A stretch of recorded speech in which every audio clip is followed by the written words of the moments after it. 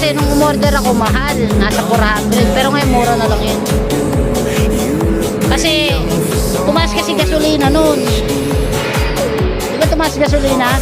O nagtaasan din yung mga materials.